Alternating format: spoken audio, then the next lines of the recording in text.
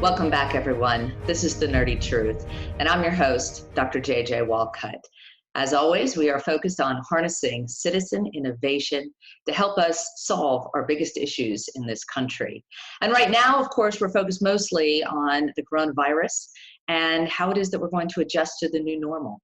Today, we are excited to have with us Mr. Greg Williams, who's going to talk about training for social and behavioral changes. You might imagine how this is quite relevant for what we're going to be seeing happening around the country, what we're already seeing, and what we hope to be doing. So without further ado, let's go ahead and bring in our guest. Greg, can you hear us? I can hear you loud and clear. How are you? I am great. It's wonderful to finally meet you. Oh, thank you. You know, I was talking to Say, and I said we had to have run into each other at some point previously, but I sincerely would remember it. Yeah, I don't think we have actually, which is interesting. So for all those watching, my colleague and close friend, Say Schatz, who is also my co-author on multiple books, and we have a new one coming out shortly to be announced. She has worked with Greg for quite some time, and yes, we have, I think, just been passing in the night or across research projects is probably the case. That's I did a lot probably more true. working at the university when she was out in the trenches with you, so I kept up with the adventures, but I didn't get to live them all. That's great. And you know, the one wonderful thing about Say, I can't say enough about her, is she's also a great photographer as well as an Yes. artist. And she has published and has private collections of some of the greatest hijinks that we're involved with, dealing with human behavior and trying to train up our military pre-deployment. It was great work. Yeah, oh, she's tremendous, and she actually has done the covers of most of our books, which is great, and it's wonderful to have that experience in house. But yes, this human behavior changes, observations, trainings, the things that Yep. she and I've been doing for a long time, and so have you. Back, gosh, maybe 10 years ago, when we started talking about all of the combat hunter training and how to help our service members and our first responders to be better able to handle the stress and the observations in theater or even just in regular surroundings. Right. We kept saying we have to bring this to the layperson. We need to bring this to everybody. There's going to come a point where people need to be able to recognize what's happening around them that is important, and when things are just happening and they're fine, knowing the difference is key. So before Oh we go yeah. a little bit into that, which is why I'm really excited to talk with you today, do me a favor and tell us a little bit about yourself and your background and how you got to working on your company today. Wow, great, and thanks for the opportunity, of course. So Greg Williams, simple kid from the suburbs of Detroit, grew up understanding that I always had sort of this natural ability to read situations before they spun wildly out of control. Then decided to commit the rest of my life to studying it and trying to put it into a drop on a tongue of a layperson, like you said, so they would be able to assimilate it rather quickly. And I specialize in two different things: most likely or most dangerous courses of action, because those are the simplest for a person to understand and to evoke on the street, you know, to make a decision. This will or will not spiral out of control. This is most likely going to be a benign situation and I can ignore it. Went into the United States Army, had an incredible amount of opportunities to use this skill set and learn more about it. Came out, and because times were kind of tough in Detroit, I had a very small bandwidth of opportunities. So I decided to become a law enforcement officer. Never thought about it actually before that, but then immediately glammed onto that and said, "Wow, this is the most amazing." You know, most stuff, like if you look at Marty Seligman, your work, Gary Klein, all that other stuff. Yeah. Most of that, there's a lot that's theory in some participants, right? Carol Ross, all that stuff, great thoughts, but most of them are a book on a shelf, yeah? So I was actually able to go out there and conduct limited objective experiments all day long on the general public at large, and in just in extremis, right? In the Right. military and both on the street. And so got the chance to work with some incredible people in the Department of Defense, US DOJ, some private corporations, Beltway stuff down along the Potomac and stuff. Thought that was great. but everybody wanted to codify something, put it into ice cube trays, cut it down into nothing. You know, how long does it take to do it? Well, it takes 22 days. Well, can you do it in 12 hours? No, you can't.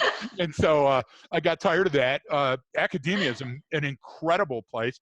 The problem with academia is limited because they have to support this thinking, or they have to go this way. That's one of the reasons I love your title when you work for the government with innovation. Like my official title with the company that Shelley and I founded is Director of Training and Innovation. And so it's a very small LLC. It's me, Shelley, probably the best human behavior profile I have ever been lucky enough to work with in my entire life. So I married her. It was either kill her or marry her. And I'm not tough enough to kill Shelley. Brian Marin, who's our VP of Operations, a former Marine Scout sniper, spent a lot of time in the intelligence community. Just an incredible guy. And then Martin Woolley, who does all our international business opportunities and exploits those. And then everybody else is a PTOC, a part-time on-call expert in their field. That way we don't have a lot of investment in brick and mortar, in personnel and labor costs, and we can do some great work where people need it the most. And that's my niche. I'm horrible at every other phase and facet of my life, but when it comes to human behavior, I'm the one. You know? I hear you. My Twitter handle literally says I burn soup. And that is an accurate statement. I love it. Christmas, my youngest daughter got one of those little jars where they have all the ingredients and like Yep. Lentils and spices. And the only thing you had to do was add water and boil.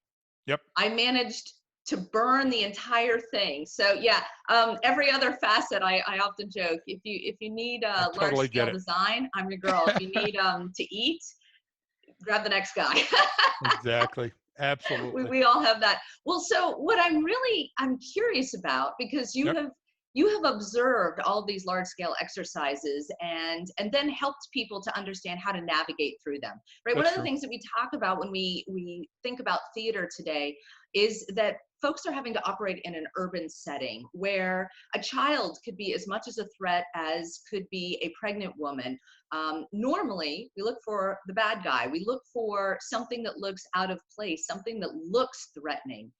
And what we've seen through defense is that is no longer the case in a lot of situations. And so we've had to train people differently. Well, now we bring that back to our own country, and we have a virus running around that you can't see, you can't feel, you can't touch, you can't taste, you can't notice. And yet it's there. It's indiscriminate. It's moving about. And as we have in our house, I have kind of threat levels, if you will. And I said, well, the first thing, probably now 10 weeks ago, I said, we're going to go buy toilet paper because we're going to have people get nervous and they're going to buy a lot of toilet paper. And so we were stocked way ahead of time. That's and predictive analysis 101. Great job. Yeah. Exactly. And now we're at the point where I said, now the next thing I'm concerned about is that people are going to start getting restless and they're going to start getting frustrated. And we're going to start seeing people that are going to be acting out. And sure enough, here we are. And I would argue just at the beginning of it. Yes. What are you seeing? And for all the people that are home that are astonished by the 80,000 people in California going on the beach, or the individuals that are storming the capitals, guns in hand, what is it that you interpret from that, and what should we all be thinking about? Yeah, and it's such a multifaceted question, but it's a perfectly framed question, and I would say take a look at it like a Fabergé egg that is kind of a kaleidoscope. So you're able to take a look and shake it up and look again, and instead of like the magic 8-ball, the scene changes so you can see perspective, because perspective is important. Humans are lazy and we're easily manipulatable.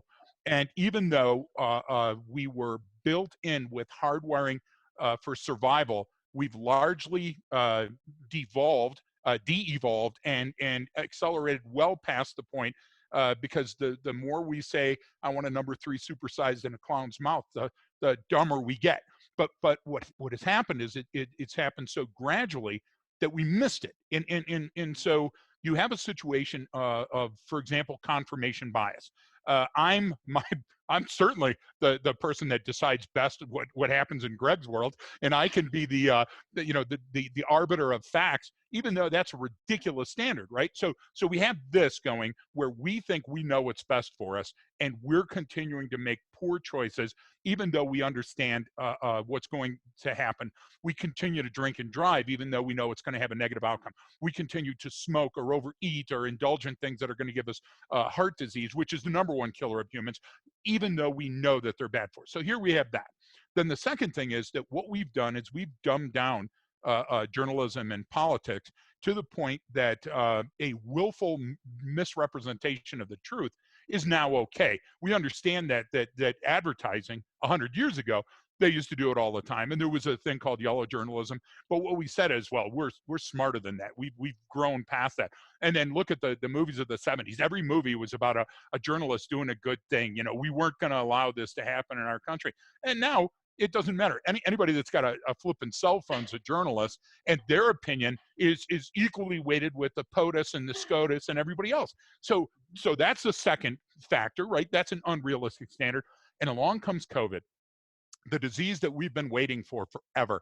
We knew SARS, we knew MERS, we knew the bird flu, we knew that it was coming down the pipe. But it takes time, it takes effort, and it takes money. Well, let's create a committee to study how we can, delegate and relegate and not take a look at it in a clear light of day. So one, I'm horrified that our nation was surprised by it. That Yes. we like for example in Gunnison. I'm in Gunnison, Colorado right now. I'm sequestered out in the middle of nowhere. It's a town of 6,500 people, and Gunnison went draconian. Gunnison said nobody in or out. This is the way it's going to be. We only have certain resources. We're going to do that. And Gunnison's done that before because they had Spanish flu and some other things, but a very low death rate. But people are at each other's throats because they have a cabin up in the woods or a second or third home, and the airport's right down the road. How dare you, sir?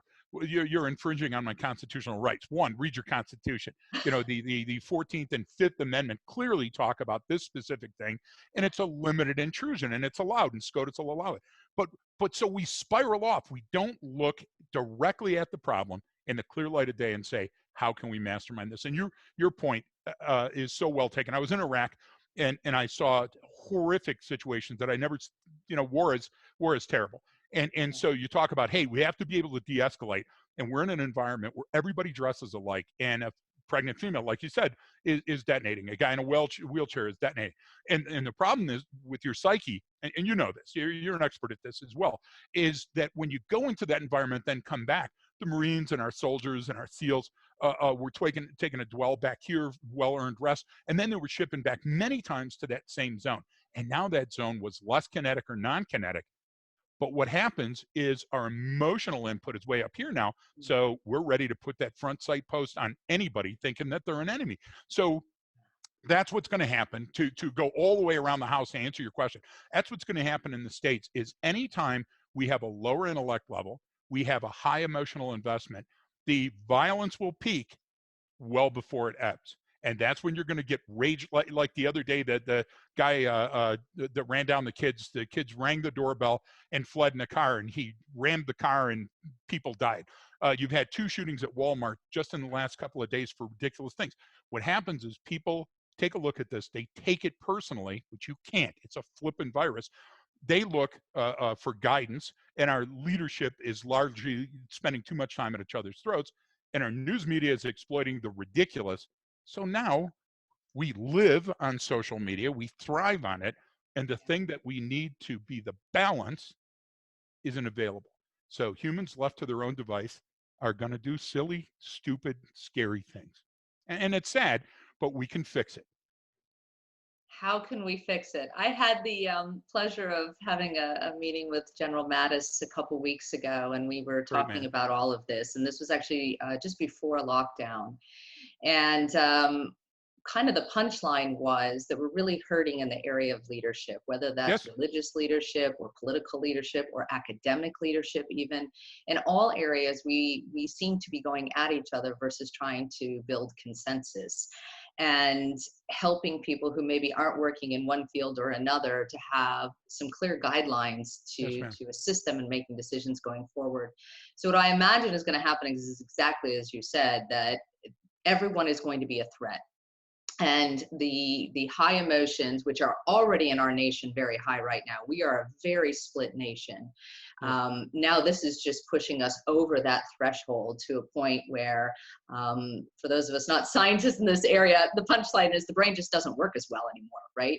A positive way you see this sometimes is when someone falls in love and you're going, no, no, no, mayday, mayday, this is not a good choice. Exactly. That person is not listening to you, right? They're having this positive feeling and they're going to keep chasing it. Well, the same thing happens in the opposite direction, right? When we start having those negative feelings, our brain also shuts down in the decision-making areas. And so, yeah, violence is expected.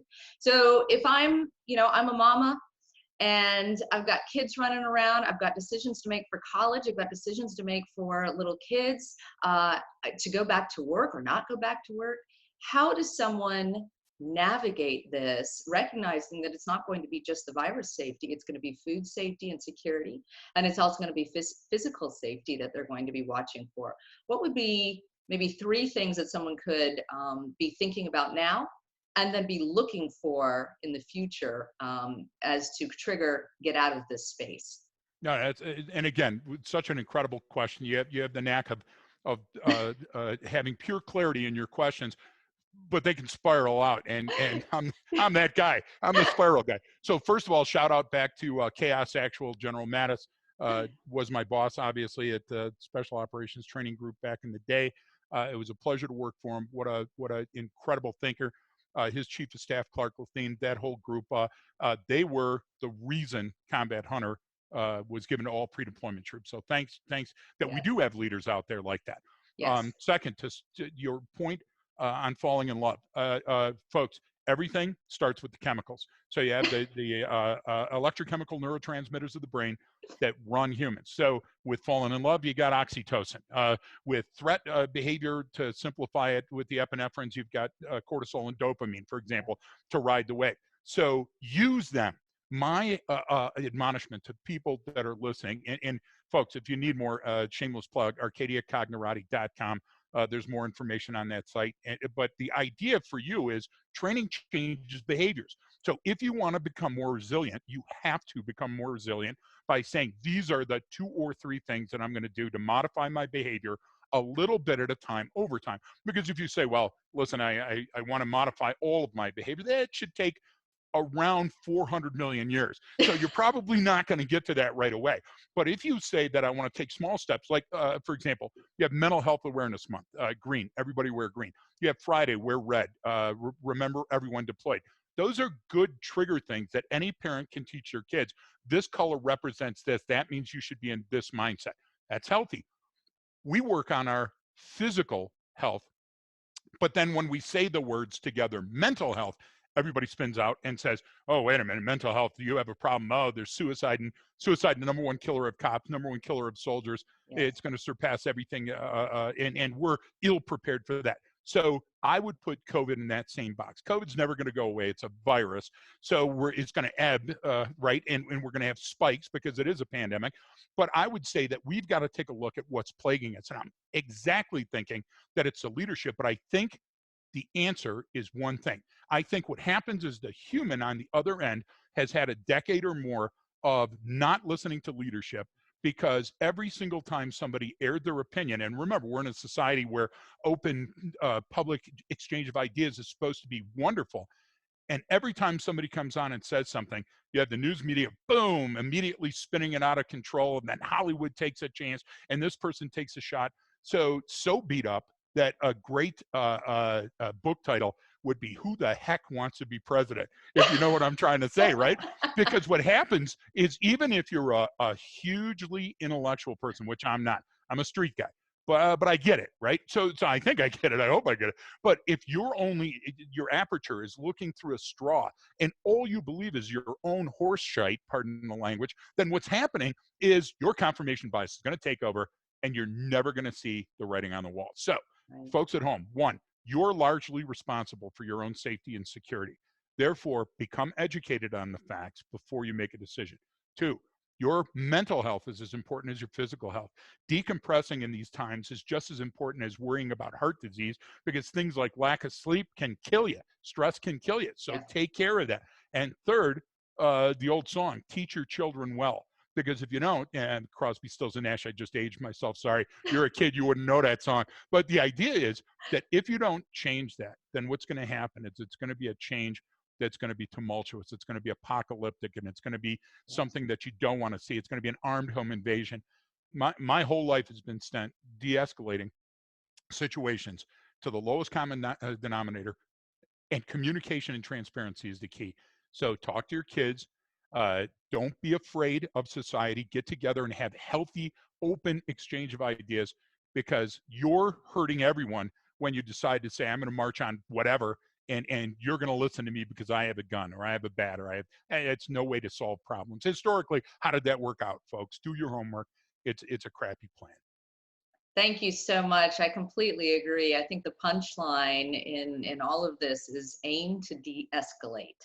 That's it. Right. That's As absolutely it. long as you as the individual or you on behalf of your family are able to take any situation down a notch, the probability that everyone in that situation will come out safely is increased substantially. You're exactly right. And it's such a simple thing to do.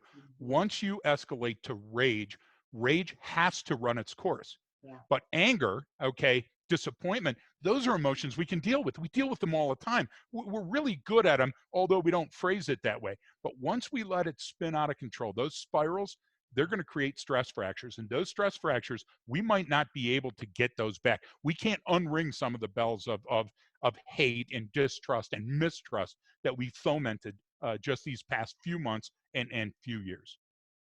Completely agree. Greg, thank you so much for joining us, and thank you everyone for joining us. This is The Nerdy Truth, and I'm your host, Dr. JJ Walcott. Until next time.